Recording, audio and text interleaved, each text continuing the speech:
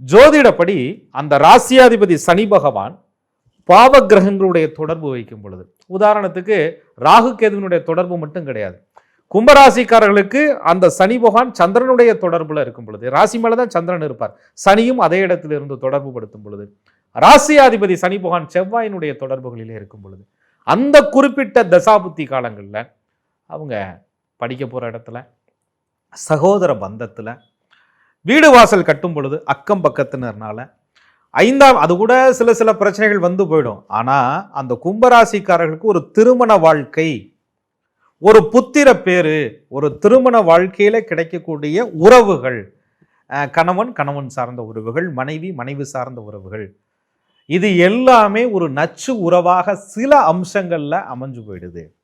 அப்பதான் கும்பராசிக்காரர்கள் என்னடா அது, ஏன்னா கும்பராசிக்காரர்களுக்கு ஆரம்ப கட்ட வாழ்க்கை என்பது சோதனை களமாக இருக்கும் இளம் வயதுல. அதுல இருக்கக்கூடிய நட்சத்திரநாதன் ராகு பகவான் 4 பாதமும் சதயத்தினுடைய அம்சம் அங்கே இருக்கிறார். அவ்வளவு சீக்கிரம் இந்த ராசிக்காரர்கள் இளம் வயதுல பெருசா வரமாட்டாங்க. ஆனா பிற்பகுதி பெருசாக வரும் பொழுது இவர்களை யாரும் பாராட்ட மாட்டார்கள். கும்பம்னாலே ஒரு மரியாதை, லாபகரமான ஒரு ராசி அப்படின்னு சொல்லுவோம். ஆனா இவர்கள் உழைப்பை கொடுத்து அந்த லாபத்தை அனுபவிக்கும் பொழுது, அதை பிறர் பயன்படுத்தி கொள்ளும் பொழுதுதான் இவங்களுக்கு அந்த உறவு நச்சு உறவா தெரியும். நச்சு உறவுன்னு ஆரம்பத்திலேயே தெரியாமல் போவதுதான் கும்பத்துக்கு இறைவன் எழுதிய அந்த விதின்னு சொல்றான். நவகிரகங்கள் படுத்தும் பாடுன்னு சொல்றான். இது எல்லா சந்தர்ப்பங்களையும் கும்பராசிக்காரர்களுக்கு அமையுமான்னு கேட்டா, எல்லா கும்பராசிக்காரர்களுக்கும் அமையுமான்னு கேட்டா கிடையாது.